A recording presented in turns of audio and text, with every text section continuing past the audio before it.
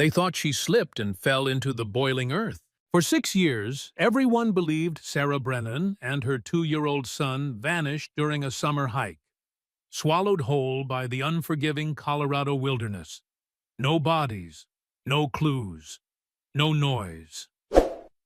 But then, a retired K9 named Hunter started barking in the middle of the forest.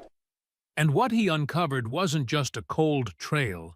It was a buried secret that someone was desperate to keep hidden forever. The July air was thin and dry in the Rocky Mountains, the kind that made your lungs work harder, even standing still. Officer Lila Monroe pulled her SUV into the gravel lot of the Cascade Trail System just after dawn. Morning sunlight filtered through tall pines, throwing long shadows across the cracked information boards and faded warning signs. A yellow ribbon stretched across the entrance with bold letters. Restricted, active investigation. She killed the engine and looked over at the passenger seat. Hunter sat upright, alert but calm, his amber eyes tracking the movement of rangers in the distance. The old German shepherd still looked like he belonged in uniform.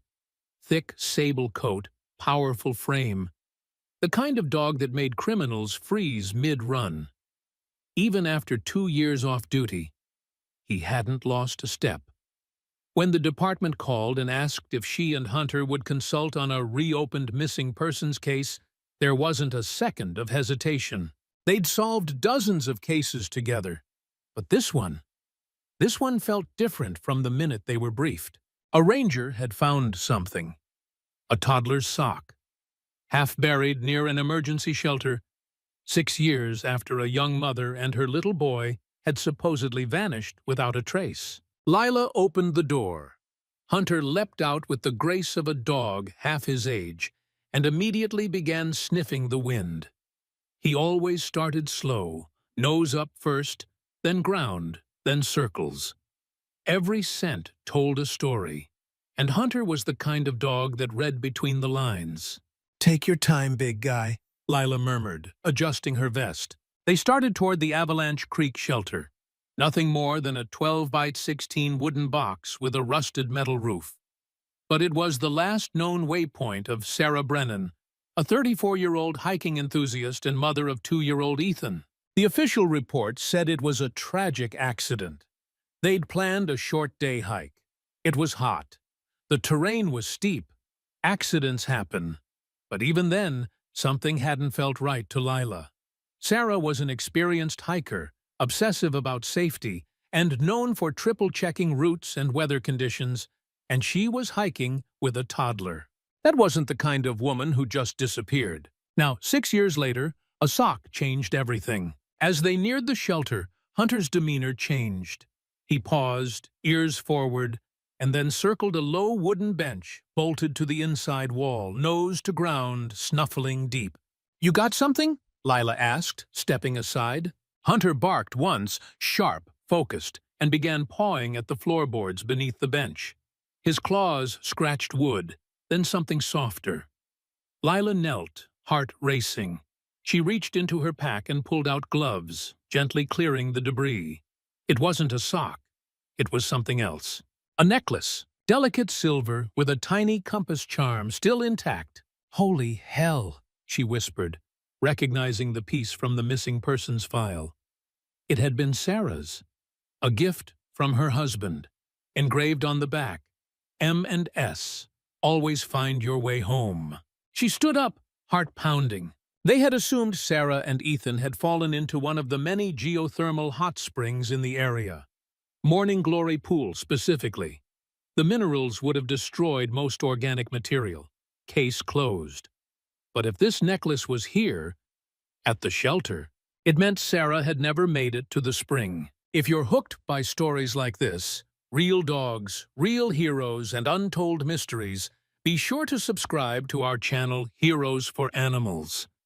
We share the most gripping, emotional, and inspiring canine stories from across the country. Don't miss what happens next.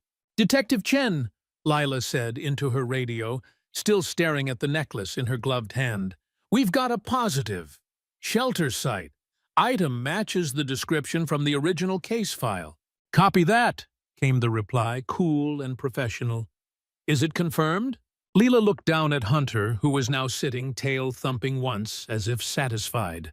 Confirmed. Minutes later, the scene buzzed with activity. Forensics arrived. CSI teams began to cordon off the structure. Lila backed away, giving them room, but Hunter stayed close. His gaze wasn't on the necklace or the shelter. He was staring off into the woods, watching, listening. There's something off about this, Chen said when she arrived, slipping under the tape. If the necklace is here, Sarah might have spent the night. Maybe got spooked. Or maybe someone was with her. Or someone was already here, Lila said darkly. They stood in silence, letting that settle. Hunter let out a low growl. Lila followed his eyes toward the tree line near an old maintenance trail. Officially decommissioned. Not marked on the maps tourists used. You think he's onto something? Chen asked. I think he's saying someone didn't want her found. They hiked the overgrown trail slowly, letting Hunter lead. And he did. With purpose. 10 minutes in, he stopped and sniffed the ground, then barked once and began digging. Dirt sprayed. Lila dropped to her knees. Another find. It was a rusted metal grommet, the kind used in hiking boots. Children's size. Lila looked up at Chen. That's not weather loss. That's hidden. The detective's jaw tightened. Someone left those here on purpose. But why? Back at the trailhead, Lila stood beside Hunter, scratching behind his ears. Good boy, she whispered. He leaned into her touch, but his eyes were still scanning the forest, still alert, still waiting for whatever came next. She didn't know yet what they were about to uncover. She didn't know someone had been watching the case from the start, that Sarah's disappearance wasn't an accident, that Ethan might still be alive. But Hunter knew the scent of the truth, and he had just begun to track it. The necklace didn't lie. Detective Patricia Chen held the evidence bag up to the sunlight streaming through the tent flaps. The compass charm still gleamed, scratched but whole. Its tiny engraving, M and S, always find your way home. Now the center of a very uncomfortable truth. Sarah Brennan never made it to Morning Glory Pool, which meant the original story was all wrong. Outside the tent, the forest pulsed with the usual early summer rhythm. Chirping birds, rustling pine branches, distant squirrel chatter. But the search site had gone quiet. Hunter, the German Shepherd K9, who'd uncovered the necklace, stood by the bench inside the shelter where he had first sniffed out the scent. He wasn't pacing. He wasn't panting. He was watching. Still, waiting, like he knew the story wasn't done. Officer Lila Monroe paced outside the evidence tent, arms crossed over her chest, chewing her lip. We're missing something, Chen. We're missing a lot, the detective said, zipping up the evidence bag. You don't bury a necklace in the floorboards of a ranger shelter unless you're trying to keep it hidden, which means someone was with her, or found her, Chen added. Maybe after she disappeared. Maybe she was in distress, and someone took advantage. Lila knelt down next to Hunter and rubbed his shoulder. You smell anything else, boy? Hunter sniffed the wind again, then turned his nose back toward the tree line, exactly where he'd barked earlier, toward that forgotten trail that wasn't on any current map, but looked like it had been used recently. Very recently. An hour later, Chen, Lila, and a small forensic team followed Hunter up the old trail. It was overgrown, but faint boot prints showed where someone had traveled through in the last week. Probably a ranger. Maybe the one who found the sock. Or maybe not. Hunter led confidently, stopping only when his nose caught something strong. He veered off the trail toward a shallow embankment, his head low, tail straight behind him. He barked sharply and began digging. Lila rushed forward. You've got something, don't you? The ground beneath was soft, freshly disturbed. 2 inches down, Hunter stopped and stepped back. Lila cleared the rest carefully with her gloved hands until she uncovered a child's hiking boot. Tan, faded, and half-melted. The logo was barely visible, but Lila recognized it. It matched the photo from the Brennan family album, a picture taken just days before Sarah and Ethan disappeared. Ethan had been wearing those boots. Chen knelt beside her. That confirms it. Ethan was on this trail. Lila held her breath, then said what they were both thinking. But we were told they went south toward Morning Glory, not north. Why would Sarah come this way? Chen stood and looked around the clearing. Only reason you'd go this way is if you knew the shelters. Timber Creek, Pine Ridge, Avalanche Creek were nearby. This is local knowledge, the lady said. Exactly. Trail staff, rangers, or someone who's spent years here. That night, Lila sat outside the ranger station, sipping bad coffee from a vending machine and watching the moon rise over the tree line. Hunter lay at her feet, his head resting on his front paws, but eyes still scanning. Sleep was out of the question. The sock, the necklace, now the boot. This wasn't an accident. This was deliberate. Someone knew exactly what they were doing. And someone had been here the entire time. A ranger named Tom Mitchell walked out of the station, stretching his arms and rolling his shoulder like he'd just gotten off a long shift. Late 40s, calm demeanor. The kind of guy you'd trust to tell you where to set up a tent or what trail to take. Officer Monroe? He nodded. How's your dog? Lila gave a non-committal smile. Still working? Mitchell knelt to pat Hunter's side. The German shepherd didn't growl, but he didn't wag either. Just stared at the man with a strange intensity that made Lila uncomfortable. He's beautiful, Mitchell said. I remember when we had a handler come out here back in 19. Don't see too many dogs like that anymore. Department budgets, you know? Yeah, Lila said slowly. We've had to scrape to get him even part-time status again. Mitchell rose. Glad you did. If anyone can find the truth in these woods, it's one of these guys. He gave Hunter a final glance, then walked to his truck and drove off into the trees. Hunter growled softly once. Just once. The next morning, Chen called Lila into the temporary command trailer they'd set up near the trailhead. A map was spread across the table, littered with post-it notes, pins, and timelines. I went through Sarah Brennan's old hiking logs, Chen said. She kept detailed notes on every hike. Weather, trails, notes about Ethan's energy levels. It's all archived in her blog. She was that kind of mom, Lila said, folding her arms. She was that kind of mom, which makes this entry from the week before her disappearance interesting.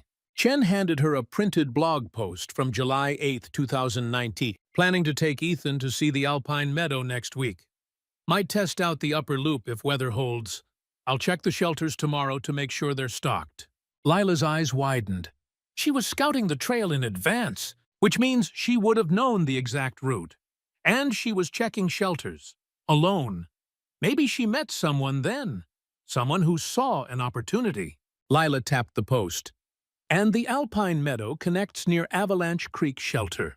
Exactly. Hunter, who had been lying near the back door of the trailer, suddenly stood and sniffed the air again. He turned, faced west, and gave a low bark. What's over that ridge? Lila asked. Chen looked at the map. An old maintenance road leads to a decommissioned ranger cabin. We haven't checked it yet. Lila grabbed her vest and clipped Hunter's leash. Then it's time we paid it a visit. The road was barely drivable, so they parked a mile out and hiked the rest of the way. Hunter led, tail straight, moving faster than usual. His whole body buzzed with focus. When the cabin came into view, Lila immediately noted that the lock on the door had been changed. It was newer than the others on park structures. Not government issue. Someone's been using this, Chen muttered. They stepped inside. The air was stale, cold. Dust layered everything. But the signs were there. Footprints on the floor, a coffee mug still on the table, a blanket folded too neatly on the cot. Could have been used as recently as a few days ago, Lila whispered. Hunter sniffed the cot, then turned toward the back wall, where a loose floorboard jutted up slightly. He pawed at it, then sat, waiting. Leela knelt and lifted the board. Inside the space beneath it, a plastic container. Inside that, a faded yellow T-shirt with a child's cartoon print. The kind a 2-year-old might wear on a summer hike. Chen opened a second bag from the box. Inside it, dried, mud-caked hiking socks. Child size. One of them matched the sock found near the shelter. "This is a cache," Chen said. "Tons." He kept these, souvenirs. Lila's breath caught. He didn't forget them. He saved them. Whoever he is, he didn't just hurt Sarah. He took Ethan. Hunter let out a sharp bark, then bolted out the front door. "Hunter!" Lila called, sprinting after him. He had something. A scent. He had found a trail again. The forest blurred around her as Officer Lila Monroe ran. Branches slapped her arms. Pine needles crunched underfoot. Her lungs burned from the altitude, but she kept going. Her eyes locked on the sable blur ahead. Hunter tore through the underbrush, moving like a creature half his age, driven by instinct, memory, and a scent no human could ever detect. He'd caught something near the cabin, something fresh, and if Hunter was chasing, Lila knew better than to hesitate. "Hunter!" she called, breath ragged. The dog didn't slow. He was locked in, nose to ground, tail stiff. She caught up just in time to see him dart left through a dense thicket, ducking beneath a fallen log that marked the edge of a forgotten trail. One not on any map. Lila ducked through after him and stopped. There, nestled between moss-covered rocks and thick trees, was a second cabin. Smaller, older, almost camouflaged by time. It wasn't on the park's shelter list, and that made her stomach twist. Because if she didn't know about it, then neither did most of the other rangers. Only someone who had been here for a very long time. Hunter paced back and forth in front of the door, barking low and steady. His fur stood on end. Lila stepped forward, hand on her sidearm. "Good boy," she whispered. She glanced at the door.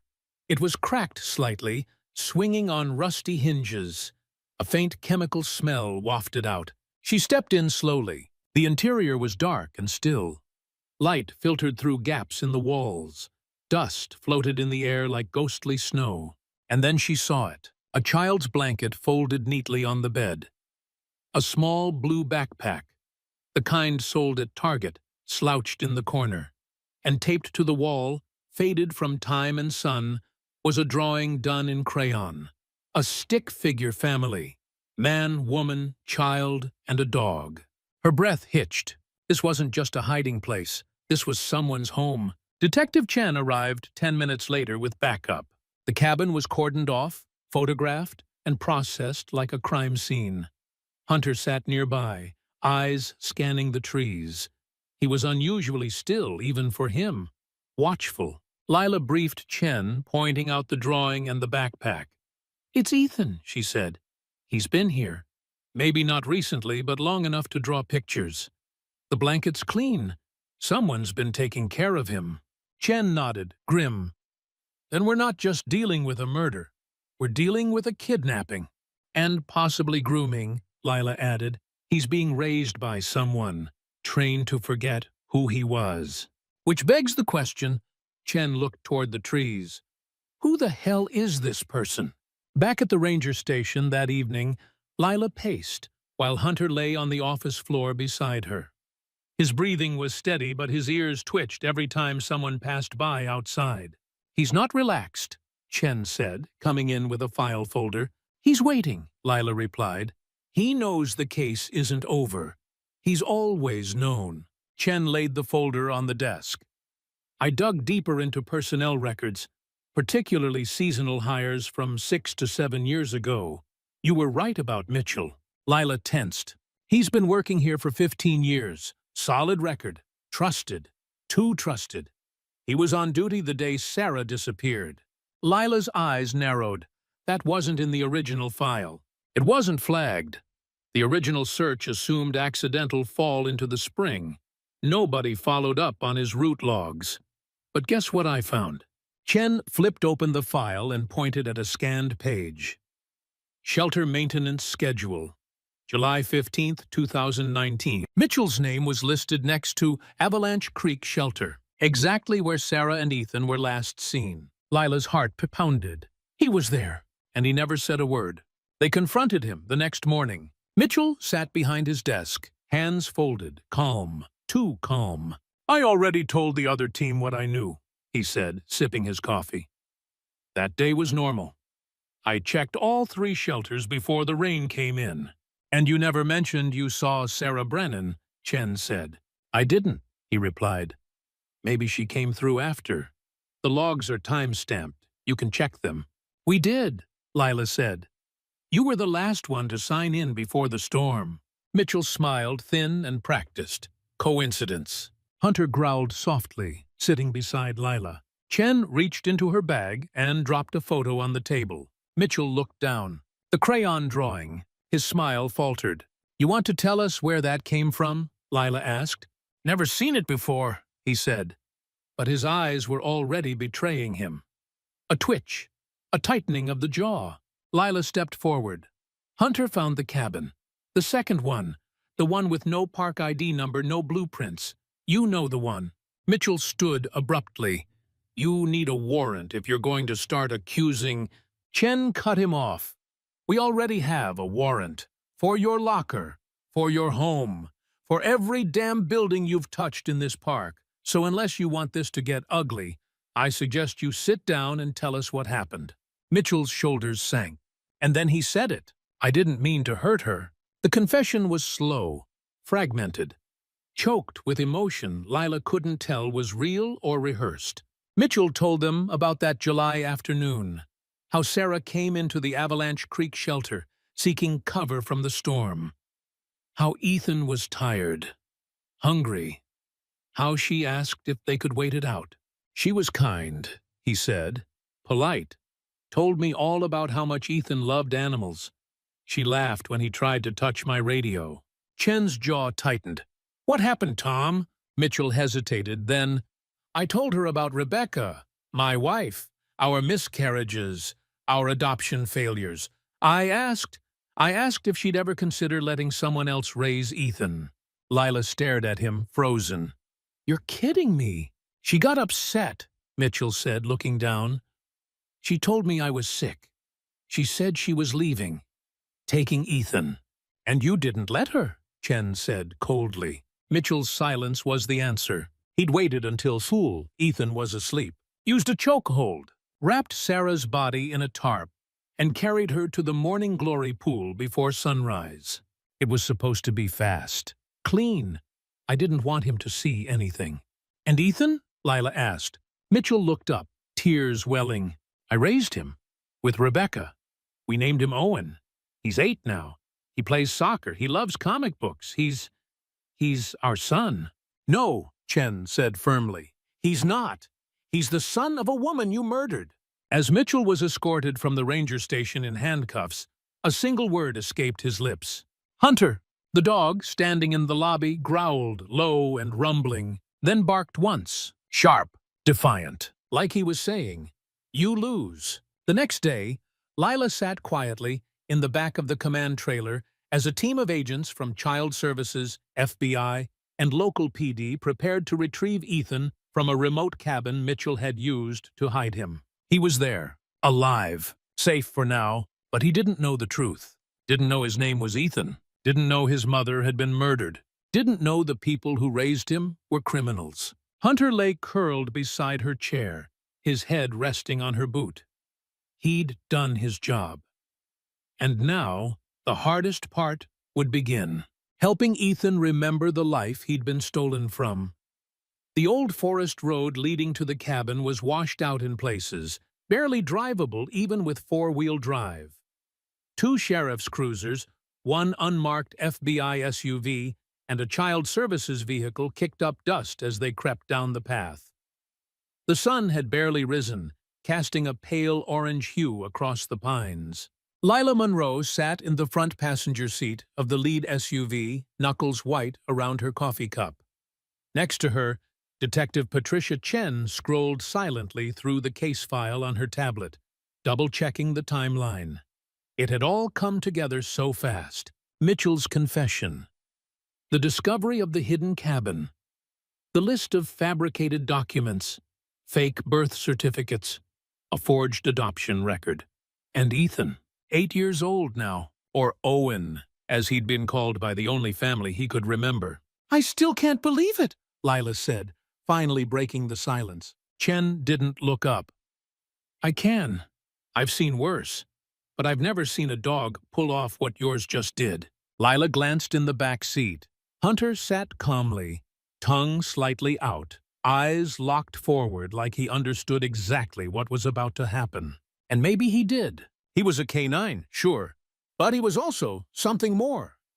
Some dogs had instincts so refined, so emotionally in tune, it was like they operated on a different frequency. Hunter was one of them. This wasn't about drugs or tracking fugitives. This was about a boy who didn't know he'd been stolen. The convoy stopped half a mile from the target. From there, they hiked in. The hidden cabin was even smaller than they remembered. One story, log-framed, with a sagging roof and a rusty propane tank. It looked like something from an old hunting magazine. Peaceful, normal. But Lila knew better. This was where a murderer had raised his stolen child. A team of agents spread out behind trees, establishing a perimeter. One of the female social workers, Claire, took the lead with Chen and Lila. Hunter stayed close to Lila's side, ears perked, body tense. Lila could hear her heartbeat in her ears. They reached the porch. A child's backpack lay on the step. Spider-Man design, faded from sun. A beat-up soccer ball leaned against the railing. A welcome mat that read, "Home is where the trees are," sat crooked under the door. Claire knocked gently. A woman's voice, measured, cheerful, answered from inside. "Just a minute." Footsteps. Then the door creaked open. Rebecca Mitchell stood in the frame, mid-40s, graying at the temples, wearing jeans and a Columbia fleece like any suburban mom. She smiled until she saw the badges. Then her expression froze. "Mrs. Mitchell," Chen said calmly, "we need to speak with you." Behind her, a young boy peeked around the kitchen doorway. Blonde hair, blue eyes. His hand gripped the edge of the wall. "Mom?" he called. And just like that, the room shifted. Rebecca spun. "Owen, go back to your room, sweetie. Mommy's just talking to the park rangers." But Claire stepped forward. "Ethan," she said gently. "Hi, my name's Claire. We're here to help you." The boy's face scrunched in confusion. "My name's not Ethan." Lila felt a sharp ache in her chest. Before anyone could move, Rebecca lunged. She slammed the door shut, locking the deadbolt in one motion. Inside, they heard her shouting for the boy to go out the back. Scrambling. A window shattering. Chen cursed. "Back entrance!" Agents surged around the sides of the cabin. Lila drew her weapon and moved with the team, flanking left. She heard barking. Hunter had darted forward, breaking ranks. "Hunter!" she shouted, but he was already moving, faster than any of them. The sound of breaking sticks, running feet, gasps, then silence, and a bark, one sharp, direct bark. When Lila rounded the back of the cabin, she saw him. Hunter stood in front of the boy, Ethan, who had stopped mid-run, frozen in place. The German shepherd stood between him and the woods, tail straight, gaze locked on the boy like a statue. Ethan's eyes were wide. He stared at the dog, chest heaving. "You're not gonna hurt me?" he whispered. Hunter didn't move, just tilted his head. And then, very slowly, he stepped forward. Ethan didn't run. He knelt and reached out his hand. Hunter licked it once. Lila arrived seconds later, dropping to her knees beside them. "Hey, buddy," she said softly. "It's okay. You're safe." Ethan looked up at her, confusion still etched in every line of his face. "Why did that dog know my name?" Lila blinked. "What did he say?" "He barked. And it was like I heard it. Inside. Like I used to know him." She swallowed hard. Maybe you did. Rebecca Mitchell was arrested on sight, charged with conspiracy to kidnap, obstruction of justice, and being an accessory to murder. She went quiet after they cuffed her. Didn't resist. Didn't cry. Just muttered one sentence under her breath. He was mine too. As she was led to the squad car, Lila watched Ethan sit beside Hunter on the porch step, stroking the dog's thick fur. Claire sat beside him, quietly explaining the situation. He didn't say much. He just kept his hand on Hunter, like he was the only solid thing left in a collapsing world. Later that afternoon, back at the local precinct, Lila stood outside the Child Services office and watched through the glass. Ethan sat inside with a counselor, hugging a stuffed bear. The drawing from the hidden cabin was on the table between them. "Do you think he'll remember?" Lila asked Chen, who stood beside her. "I think he already does," Chen said. "Not in words, but feelings, smells, that dog. It's in there." Lila looked down at Hunter, who lay at her feet, calm once more. He'd done more than find clues. He'd found a child's soul. That night, back at the motel, Lila sat on the edge of her bed, brushing loose dirt from Hunter's coat. He rested his head on her lap, eyes half closed. "You saved him," she whispered. "You knew, before we did." Hunter let out a low, contented exhale. The news played on the muted TV in the background. Headlines rolled across the bottom of the screen. Breaking: missing boy found alive. After 6 years, Kane und Tracker leads authorities to stolen child park. Ranger couple arrested in decades-long cover-up. Lila turned it off. She didn't need the world to tell her what she already knew. Some heroes wear badges, some wear collars. The hallway outside the observation room was colder than usual. Or maybe it just felt that way. Officer Lila Monroe stood with her arms crossed, watching through the two-way glass. Inside, Ethan sat stiffly in a child-sized chair, his legs swinging, his little sneakers barely scraping the floor. Across from him was Dr. Sharon Martinez, a licensed child trauma specialist flown in from Denver the night before. There were no toys in the room, no bright colors or murals, just soft lighting, neutral tones, and a single art station with markers and drawing paper. Simple, safe. Ethan hadn't touched the crayons yet. "I don't understand what I did wrong," he whispered, barely audible through the intercom. "You didn't do anything wrong," Dr. Martinez said gently, "but some very hard things happened, and we want to help you understand them." Lila's heart squeezed in her chest. It had been 36 hours since they'd pulled Ethan out of the cabin and arrested Rebecca Mitchell. 36 hours since his world flipped upside down. Since the only parents he'd ever known were dragged away in handcuffs, screaming. And since he met a dog who knew his name before anyone told him. Back at the motel, Hunter lay curled at the foot of Lila's bed, eyes closed, but not asleep. He hadn't been fully relaxed since they started the case. Now that Ethan was safe, Lila hoped he might finally rest. But the boy was still fragile, caught in the in-between. They couldn't just tell him who he was and expect it to stick. Trauma didn't work like that. And memory, especially memory in young children, was tricky. Still, something had sparked in him when he saw Hunter. Lila saw it. So did the therapist. It wasn't just curiosity or wonder. It was something deeper. A pull. Like Ethan knew that dog, somewhere in his bones, even if he couldn't name it yet. And now that tether, that thread of recognition, might be their only way in. The next morning, Lila stood outside the family visitation room as Ethan was led in by Claire, the social worker. The boy held his drawing tightly in his hands, a stick figure, a tall woman, a dog, and a little boy with the name Ethan written above him. He hadn't called himself that yet, but he had written it. That was something. Inside, Lila waited with Hunter on a mat in the corner. No uniform, no badge, just jeans and a hoodie. She didn't want to intimidate him. She wanted him to feel normal. Whatever that meant now. Ethan paused at the threshold, unsure. Claire gave him a soft push forward. You remember Officer Lila, right? The boy nodded. And Hunter? Hunter stood slowly, then sat, tail brushing the floor once, twice. Ethan's lip trembled, but he crossed the room. He remembers me, the boy said, kneeling. Layla smiled gently. I think maybe you remember him too. Ethan scratched behind Hunter's ears. I dreamt about a dog like this once, he said. When I was smaller, before. The word hung in the air like a suspended breath. Lila leaned forward. Do you want to know the dog's name back then? He nodded. Hunter. His name is Hunter. And when you were really little, you used to play with him. In a backyard. With a woman who loved you very, very much. Ethan didn't look up. They told me I didn't have a mom.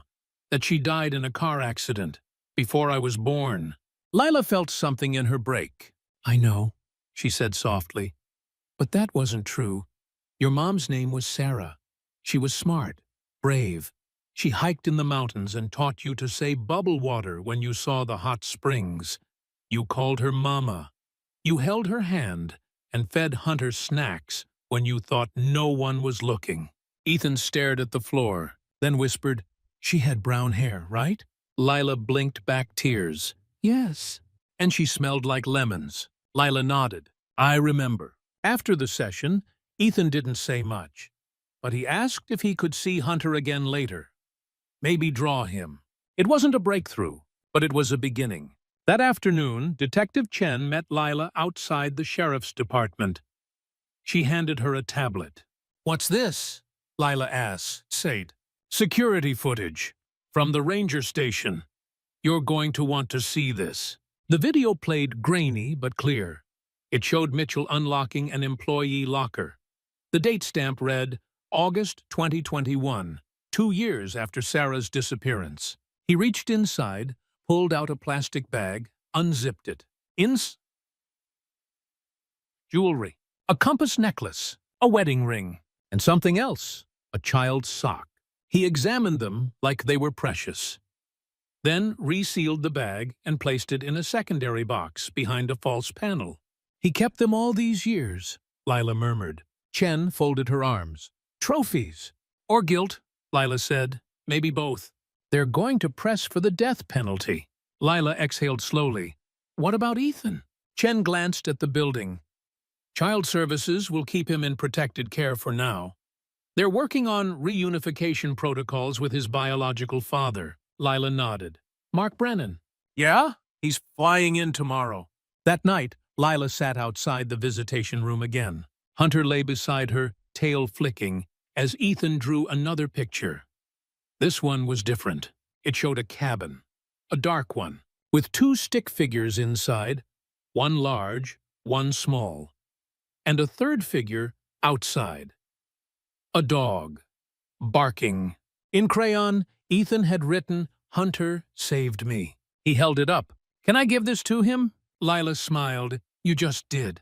The next day, Lila stood by the airport terminal, watching as a tall man with tired eyes stepped through the glass doors. His backpack was slung over one shoulder. His expression was blank, like someone bracing for a hurricane. Mr. Brennan? She asked. He looked at her. You're Lila? She nodded. And this is Hunter. Mark knelt immediately. Hey, buddy, he whispered, reaching out. Hunter leaned in, tail wagging. You remember me? Mark asked. Hunter licked his hand. Lila felt tears sting her eyes. Your son's inside, she said. He doesn't remember everything yet. But he's safe. He's strong. And he's ready to meet you. Mark swallowed. Does he know I'm coming? Lila nodded. He asked for you this morning. He said he wanted to meet the man who gave Hunter his name. Mark covered his mouth with a shaking hand. Then he whispered, Okay, I'm ready. Inside, Ethan sat in a chair, feet swinging. Claire placed a hand on his shoulder. Sweetie, someone very special is here to see you. Ethan looked up. Hunter trotted in first. And behind him, a man with eyes just like his. They stared at each other for a long time. Then Ethan said, Do you know the story about the bubble water? Mark choked out a laugh. Yeah, buddy, I do. I think I think I remember you. Mark dropped to his knees.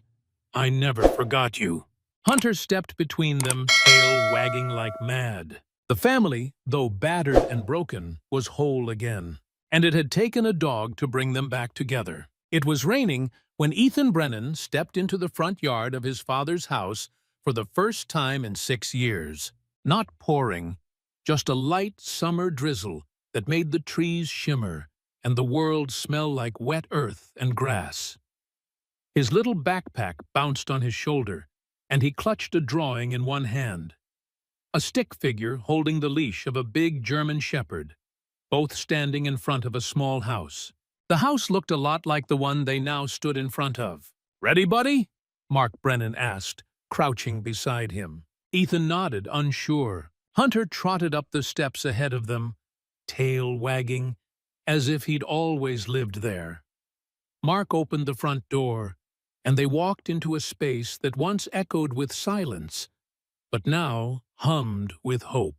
There were no balloons, no fanfare, just warm lights, a framed photo of Sarah on the mantel, and a dog bed already waiting in the corner. Hunter picked it out, Mark said softly. Ethan cracked a small smile. He has good taste. The adjustment wasn't seamless. Ethan still sometimes called Mark Sir instead of Dad. He still had nightmares, flashes of cabins, deep woods, strange sounds in the dark. He missed things he didn't want to admit. Saturday pancakes with the Mitchells, bedtime stories that were lies but felt real. And sometimes he got mad, really mad, about everything. But Mark was patient. He never pushed, never punished, and never stopped telling his son he loved him. Hunter helped more than any counselor could have predicted. He never left Ethan's side, slept outside his bedroom door, waited by the bathroom when he showered, even followed him to the mailbox. He's like my shadow, Ethan said one day, brushing Hunter's fur. Mark knelt beside him. He was yours from the beginning, Ethan. He's just doing what he was born to do. One afternoon in late August, Ethan came home from his new school quieter than usual. Mark gave him space, letting the silence fill the kitchen while he stirred spaghetti on the stove. It wasn't until dinner that Ethan finally spoke. Today, someone asked me what my real name was, he said. Mark looked up from his plate.